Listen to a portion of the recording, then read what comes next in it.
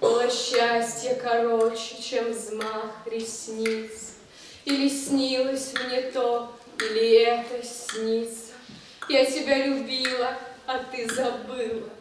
Лизавета, где ты? Позарастались милого ножки, позарастали мокром травою, где мы гуляли, милый, с тобою. Позарастали мокром травою, где мы гуляли, милый, с тобою.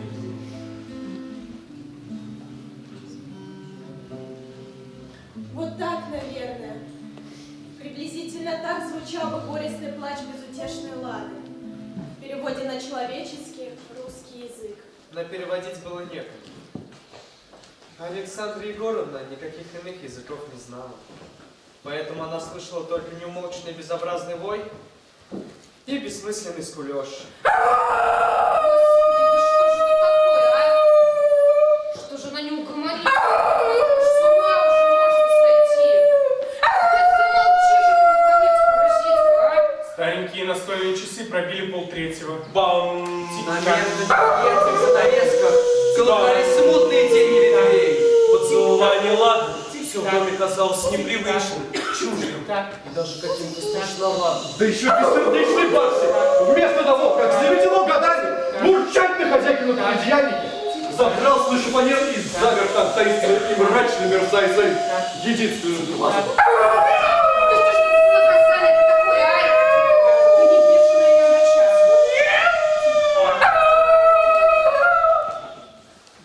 И тут, словно в исполнение молитвы, истошные Ладины крики смолкли, и сентябрьская ночь наполнилась блаженной тишиной.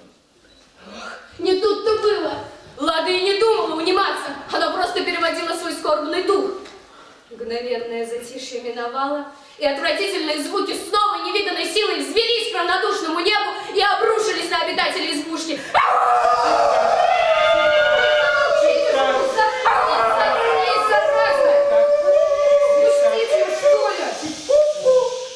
Потопчет же все в огороде, искусает еще. Видишь, как рвется. Ну что, ну будет тебе уж. Ну давай пущу, что ли. Как вихрь, как молния, как маленькая, но беззаконная комета вырвалась Лада из рук оторопевшей бабы Шуры, пронеслась из запертой калитки, подпрыгнула, сорвалась, опять подпрыгнула, зацепилась, повисла, напряглась всем своим ничтожным белым телом, несуразно засучила и заскребла ногами и перевалилась-таки через штакетник, и почесала, растворяясь в белизне проселка. Туда, в сторону шоссе, по которому в прошлой жизни, отражаясь стеклами вчерашний закат, увезли ее, бедную Лизу.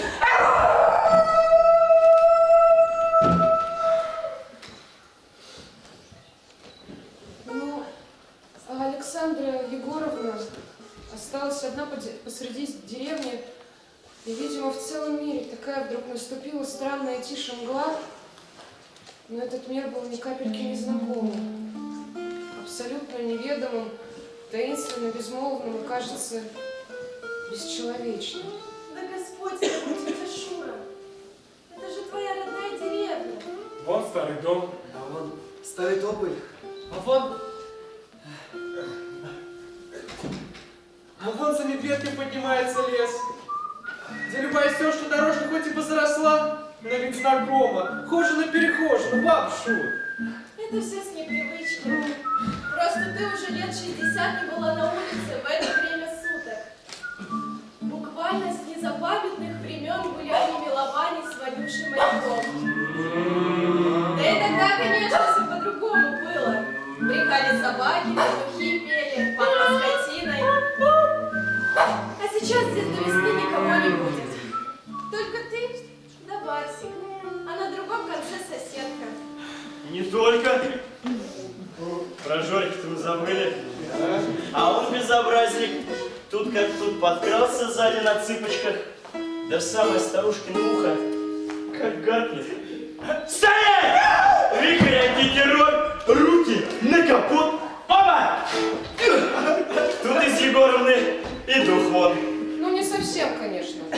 на несколько загробных мгновений. Ну чё, старая, кому не спится в ночь глухую?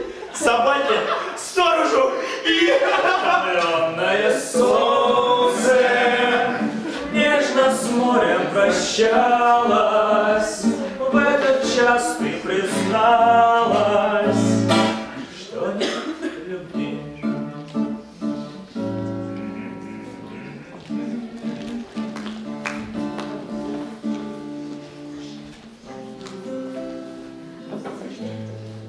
Лизка Харчевникова была девчонка необычайно странной.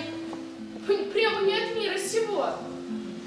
И поэтому мамаша часто в сердцах обзывала ее имбецилкой. А любящий, но глупый отец мечтательно подозревал, что у него растет ребенок Индиго. А все потому, что их юная пятиклассница пристрастилась к чтению. Всю четвертую четверть прошедшего учебного года и летних каникул Лизка была погружена в мистические миры Буйдура Воеводина. Особенно Лизке понравилась 7-я часть Буйдуровой эпопеи «Воительница лукоморья».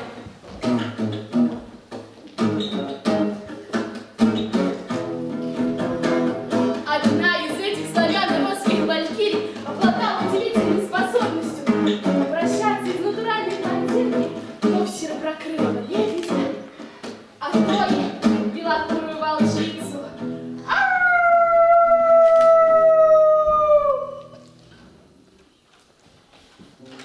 Поэтому, когда юная читательница упросила папу, А тот ценой невероятных унижений и несбыточных обещаний умолил маму, вопрос о кличке решился мгновенно. Так Лада оказалась на даче у капитана транспортной милиции Алексея Харчевникова. Лиза, Лада. И было лето, ослепительно щадящее лето, и вспыхнувшая с первого взгляда любовь Лады и Лизы разгоралась с каждым днем все ярче и жарче. Кроволический запрет, братья, душа в постель, подружки умудряются очень часто нарушать.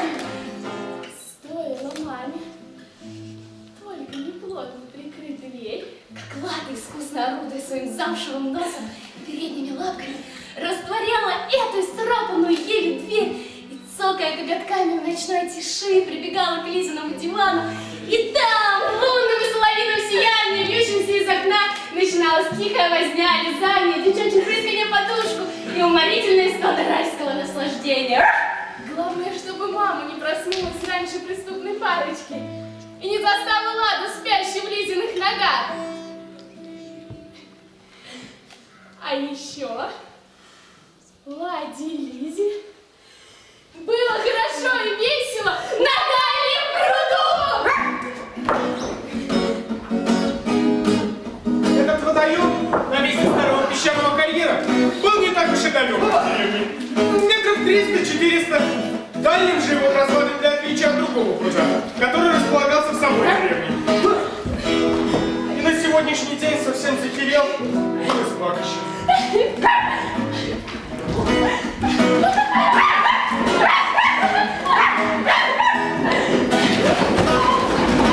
В один прекрасный день Лиза, выходя из воды, сильно распорола пятку об осколок пивной бутылки.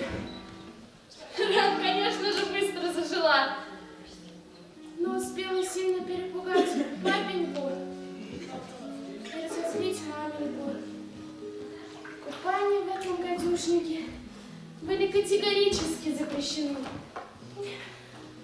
2 дня подружки промаялись, исходя завистью к усталым, но мокрым счастливцам, возвращающихся с дальнего пруда в косых лучах июльского вечера.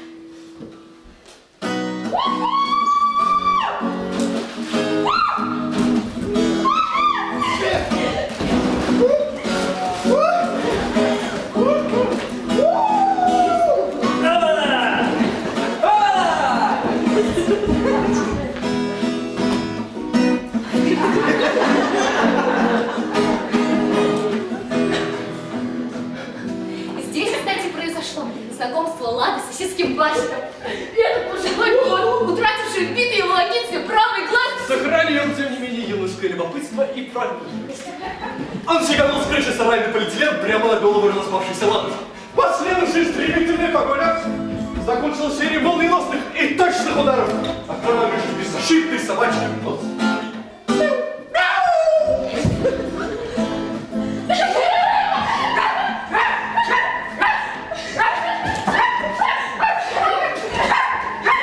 Как поется в старой казачьей песне, все имеет свой конец, свое начало.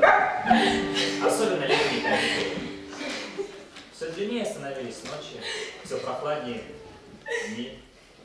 Все ярче малины и все рябиновее слива. И все гуще и дальше свались утренние туманы над ветром. Так же неумолимо сгущались меланхоличные тучи над головами Лады и Лизы.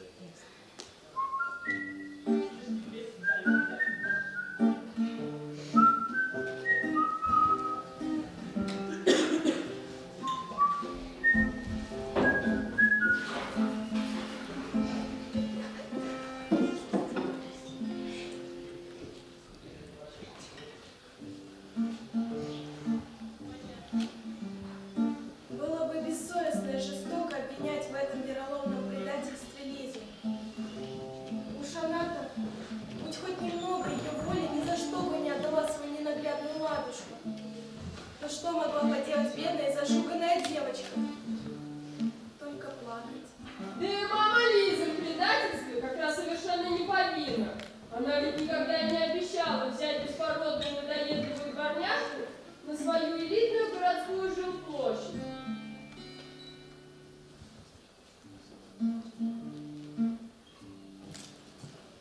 Так что трусом и предателем у нас оказывается никто иной, как капитан милиции, здоровеннейший мужчина, кандидат, между прочим, мастера спорта по самбо.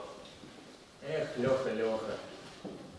Говнюк ты, а не капитан. Но каким бы малодушным человеком ни был папа Лизы, все-таки так просто бросить несчастного песика на глазах у зареванной дочери, даже он, конечно, был не способен. Оставался единственный выход – всучить злосчастную Ладу соседке, которая, как вы понимаете, и была Александра Егоровна.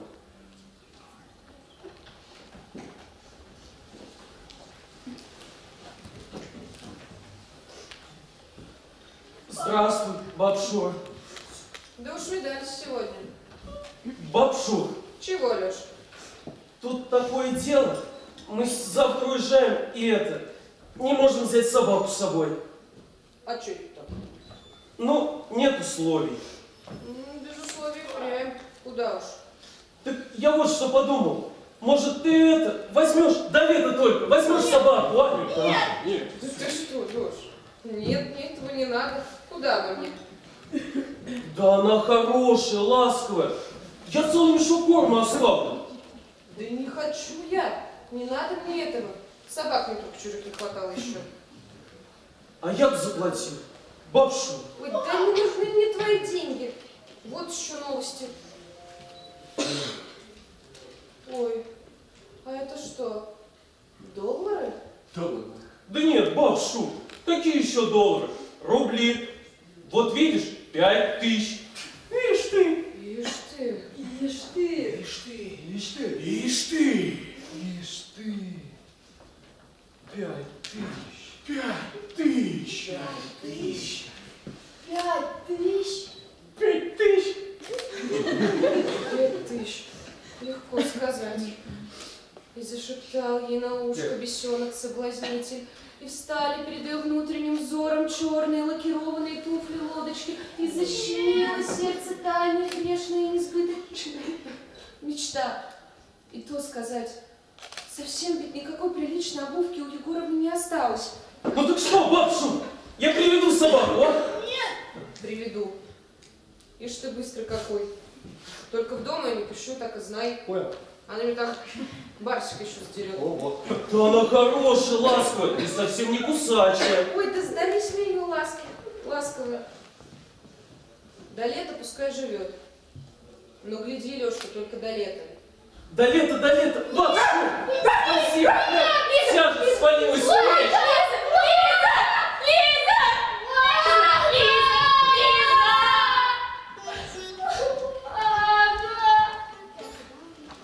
Лиза! Лиза! Ладно. Лиза!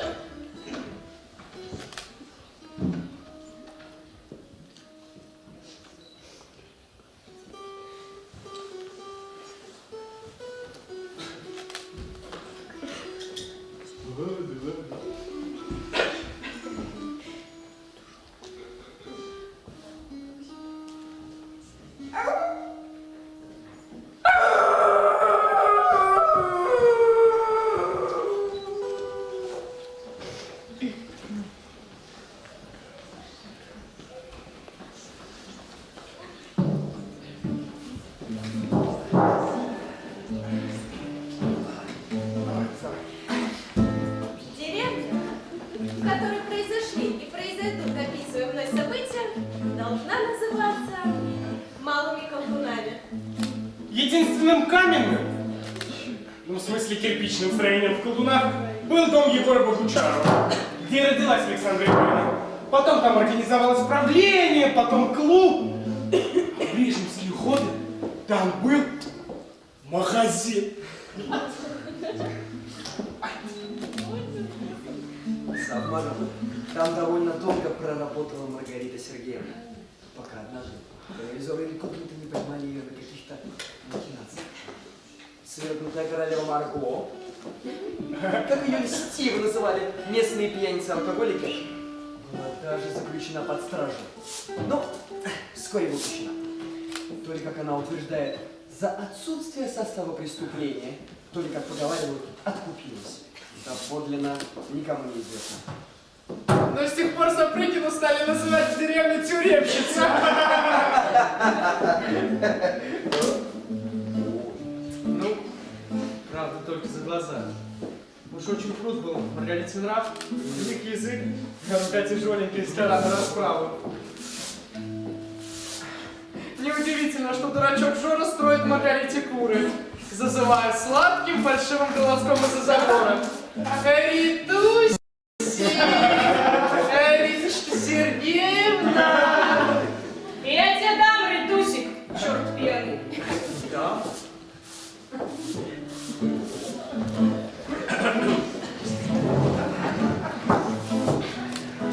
Госпожа Сапрыкина, Ну что тебе надо? скажите, пожалуйста, Аврора. Чего? Аврора. Юрита, ну скажи, пожалуйста, Аврора. Ну на кой? Ну, Аврора. Снимай трусы без разговора.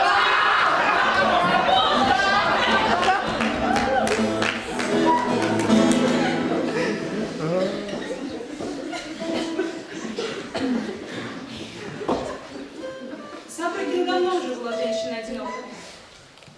Мужика-то она своего прогнала. И не столько за то, что бездельничал на ее трудовые и нетрудовые доходы, сколько по подозрению в супружеской измене. Старшую, непокорную дочь, она тоже разогнала и уже много лет не общается с ней. Ну а младший, почтительный сынок, истинное материнское утешение. И денег шлет, и подарки дорогие делает, и приезжает с Дальнего Востока чуть не каждый год.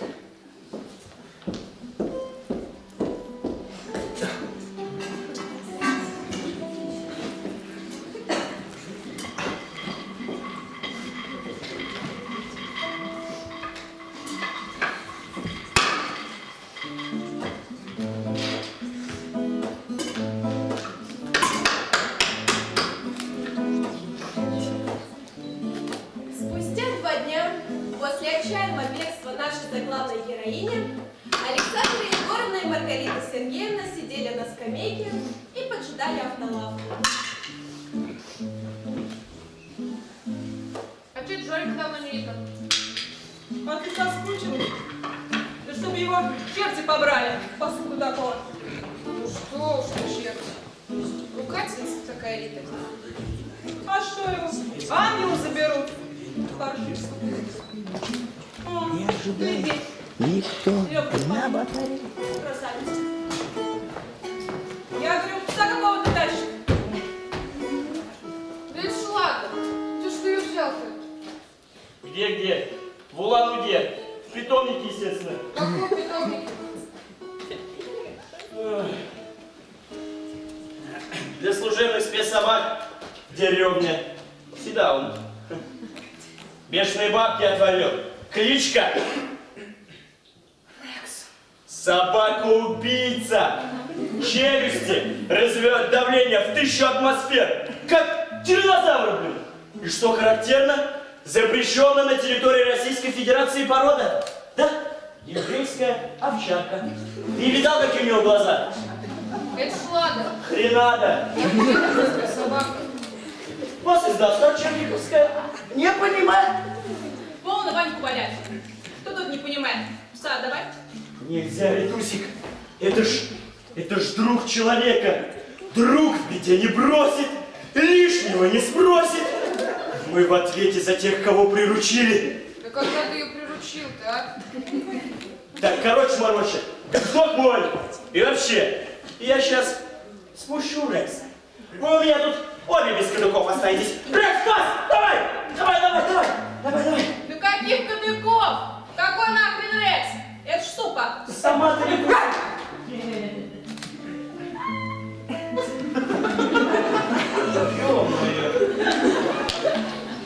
Гоблины, правда. Как же так, братуха? Рекс. Ну ничего. А знаешь, еще лучше даже мы будем этими заводчиками. Пса, давай, сволочь. Так. Вообще, я законный приобретатель. Без рук, Ритусик, без рук. Пусть она сама решает. Ну, сама. Сама? Рекс? Ой, что ж ты за дурак такой? Я дурак, а ты рабочий. Я нагадил, а ты ворочий. Стоп. Ладно, ну отдай собаку. Ну на кой она теперь? Я ведь Лёшке пообещала, вот он приедет, я ему что скажу? Лёшке? Что? Менту? Лучшего друга сдать? Менту? Вот тебе, Богдан Егоровна. Но менту? Кукиш! Мутиш! На! Да я тебя лучше знаешь что? Своей рукой ща. Это я сейчас тебя своей рукой. Рожь моя пьяная. В связи с сложившейся ситуацией выбор оставался за Ладой.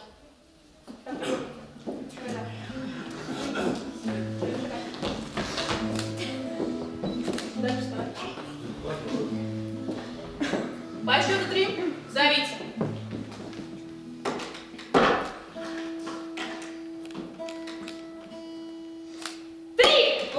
Лада. Ритусик! Ой, Лада. Рексик, родный! Лада. Рексик! Лада. Ты чё? Лада.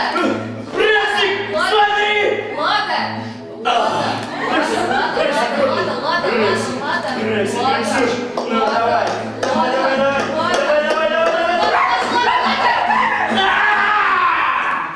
Я достал кукиш, а следом мукиш!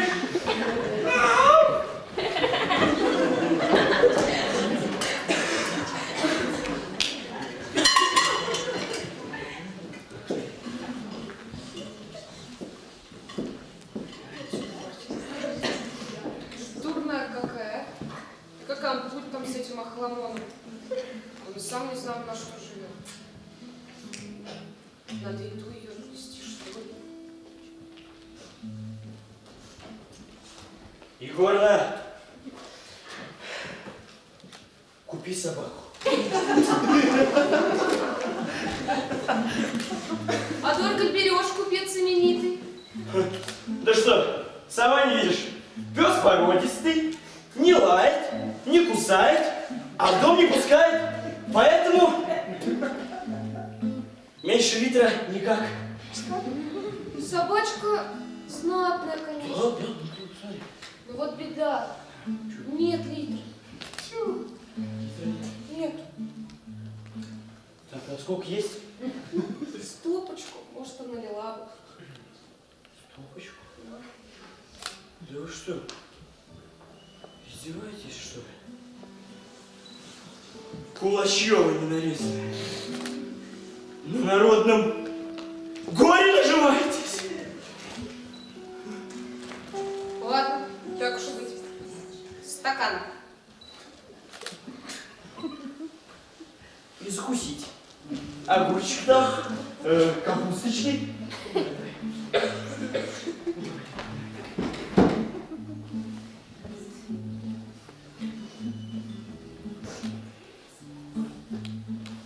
Ну чё, набегалась колбасница? Ой, грязная-то какая я. Не рада за собачку купать.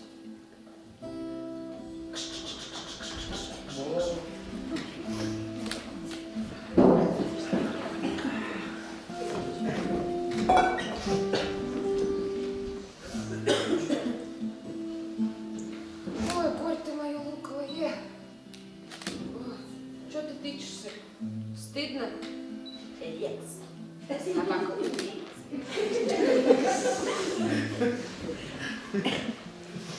Ой, господи. Ну давай без этого. Давай. Давай, говори. Давай, она теплая, хорошая, вот тут пена, все. Пойдем. Давай. Давай. И Егоровна стала ополаскивать ее чистой водой с корца. Собачка наша окончательно уверилась, что относится к ней хорошо, и что время наконец-то ядрится.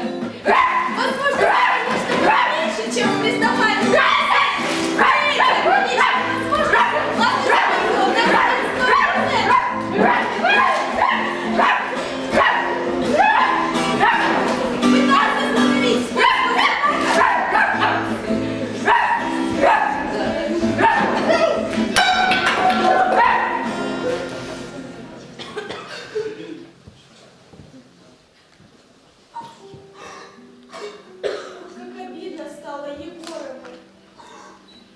Полились слезы.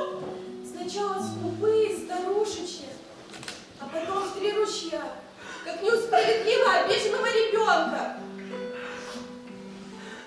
Свинья — это не собака. И ты свинья. И я свинья. С этого момента кристаллизация взаимной любви ударила такими темпами, что вскоре сияние самоцветных кристаллов преобразило житье-бытие в Бекушинской избушке. Вы спросите, а как же верность? Что ж так быстро Лада позабыла свою возлюбленную Лизоньку? А я вам отвечу, что попрекая совсем еще молоденькую собачку, на себя обратите. И обратите на бревна в своих глазах. Ромео вам тоже в начале трагедии был искренне влюблен совсем в другую девушку. Однако это не помешало ему быть счастливым со своей супругой до самого пола.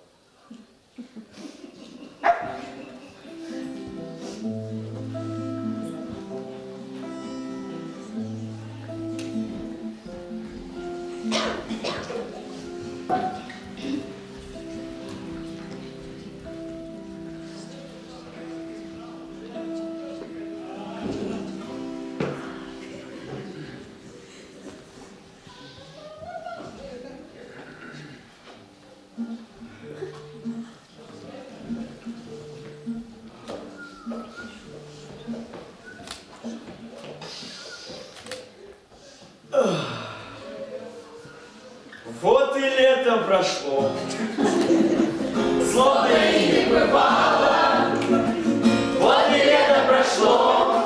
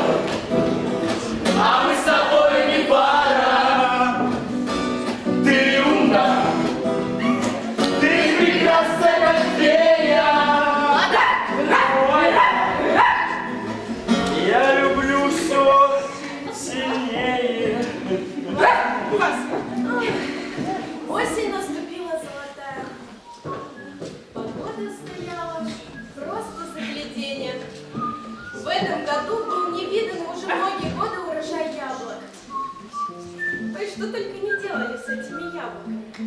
И компоты варенье, и варенье. И ладно, пытались не без успеха приучить к яблочной диете. Жора предложил односельчанам делать английское яблочное вино. Сидор, ё-моё! И даже убедил их в правильности своего проекта. Но рецепт он никакого не знает, а просто валяет дурака.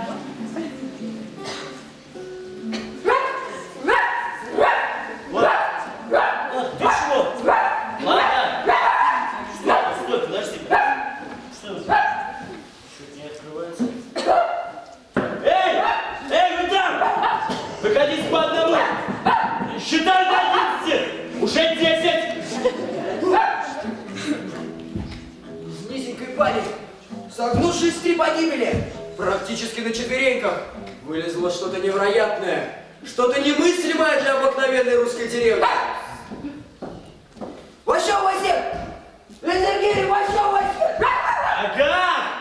Бабай, Кунанбай! Нелегальная миграция? Очень хорошо. Давай сюда. Руки в гору! Да. Руки в гору, я сказал!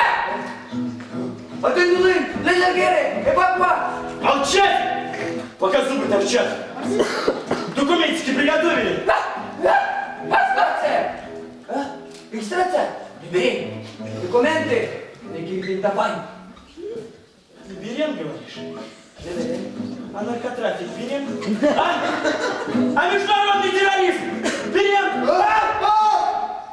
Атендулын, и бачку! Ебачку? Я тебе сейчас покажу. Меня обыщи, мужой. Так, попрошу без комментариев. Здесь вопросы задаю я. И вообще, почему посторонний на съемочной площадке? А? Сразу оговоримся. Мы не знаем, как попал этот нелегальный иммигрант в наше повествование. Фамилия? Текле Хаврият! Чего? Текле Хаврият! Да ты чё, Чурбан Байрам? Издеваешься, что ли? О! Чинить! Опа!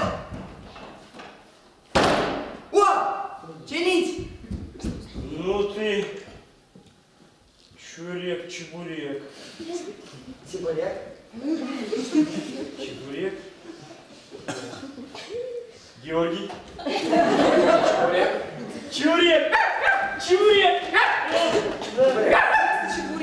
Вскоре все в деревне узнали, что от непрошенного гостя нет не только никакого вреда, но и наоборот, очень даже большая польза. Неизвестный азиат оказался мастером на все руки. Он умел делать все. Искал сам изъяны, чинил их. Он готов был сделать все, чтобы оправдать соль, еду и крышу над головой. Но по-русски он разговаривать так и не научился. И совсем не по глупости, как некоторые могли заподозрить, а потому что учителем его стал бессомненный Жорик. Вы можете себе представить, какими только самоцветами русского языка в первый же день начал обладать наш Гурон? Иди.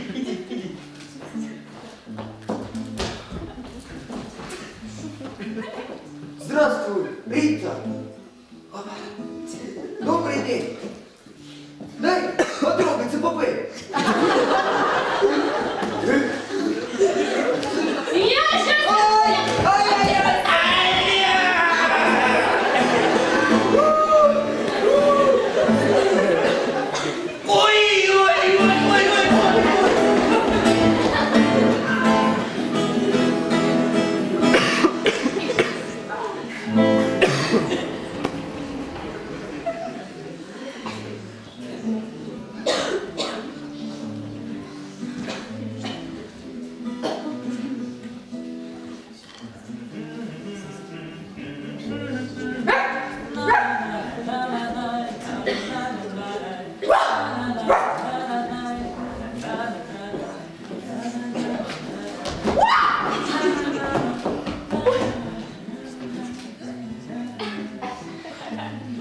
Ты что, спас, что ли, меня?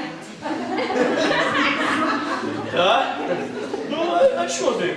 Как корову на льду. Да, встала. Идем. Автолог там.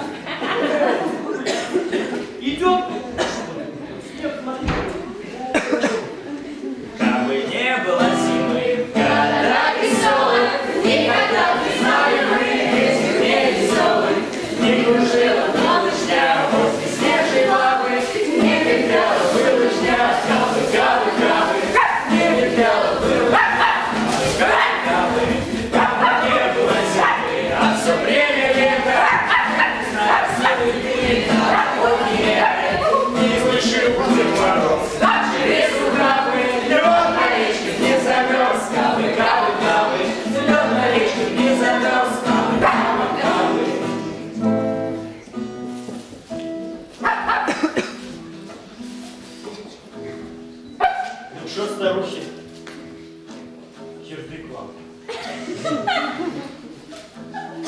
тебе, черный Абдулла. Случилось. Иди проспись, брошу пьяный. Я-то просплюсь, а вот вас как раз-таки волки исхавают. Какие волки? Какие волки? Нормальные такие волки. На почтальоншу напали, курей поворовали, коз содрали. Все сидят по домам, прячутся. Собаку прямо на цепи обглодали. А ты-то, подружка, прямо на зубок им придешься. Выживет сильнейший. Естественно, отваливаю! Ну что, комсохудрия, нефиг тебе с ними бабиться. Надо оружие готовить. Идет охота на волков, идет охота на серых хищников, матерых и щенков. Не плачь, Ритусик, я вернусь. Кричат загонщики, белорусские гармоты, снегу и однотёрные башков.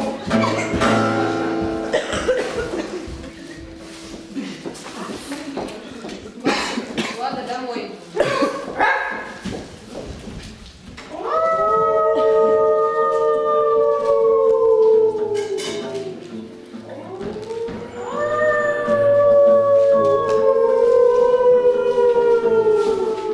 Они уже были у самой калитки, когда услышали жуткий, совсем не похожий на собачий лай. И, обернувшись в ужасе, увидели сквозь буран приближающие фигуры врагов. И вдруг Егорну сбили с ног. Ну, конечно же, Рада бросилась на помощь своей хозяйке, а как же иначе? Совершенная любовь побеждает страх. Но что греха таить, не сразу. И тут же, пронзенная клыками, завизжала в визге и закопошилась под грудой вражеских тел. Держись, Рада, держись! Еще чуть-чуть и помощь придет! Еще чуть-чуть и мы победим! Ну! А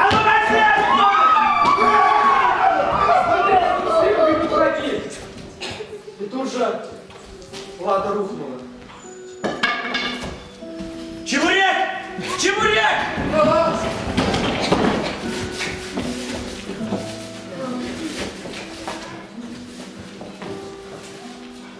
Скорую надо вызывать. Не скорую, дурни твоя башка. Обычную скорую. 03. Давай мобильную, Марго.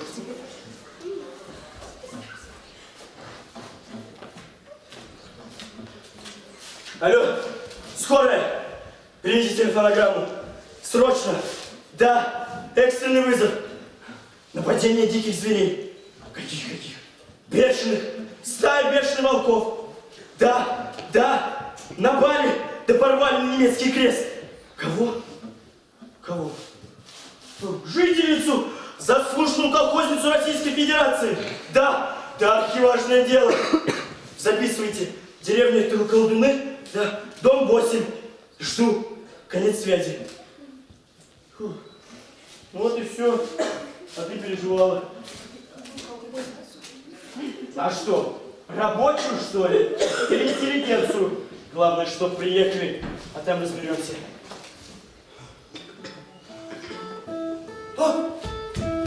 И тут Чебурек услышал звуки приближающейся скорой помощи и пошел встречать медбратьев. О! Сначала валивается оторопевший Чебурек.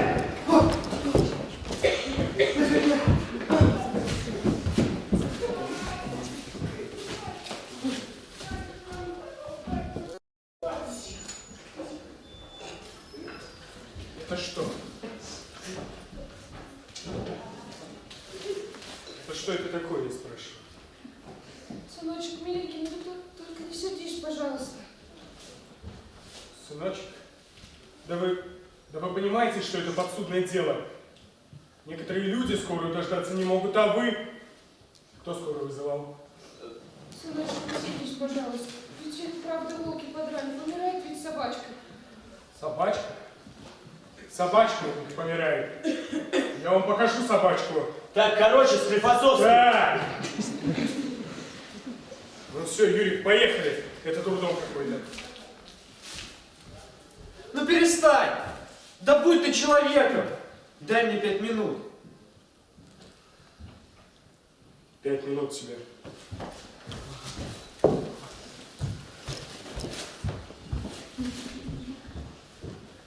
Полуторезанные раны оказались не такими уж и глубокими. Возможно, в итоге Лада бы и сама их завязала. Но вот левое ухо наверняка осталось бы надорванным, если бы не наложенные твердой рукой фельдшера швы.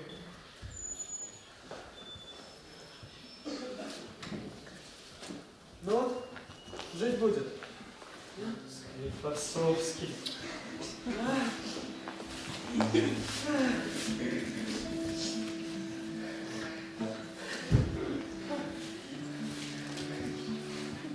Фельдшер ни разу не пожалел, что поддался неразумной жалости. Взглянув на сияющие лица, он понял, что поступил правильно, и что много ему проститься за эту дикую и глупую выходку.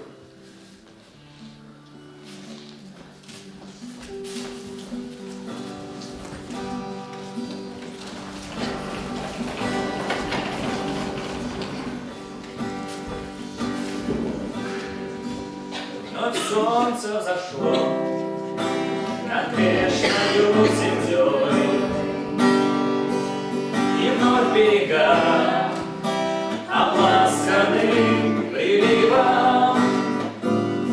Пахнет сосновою смолой и скошенной травой.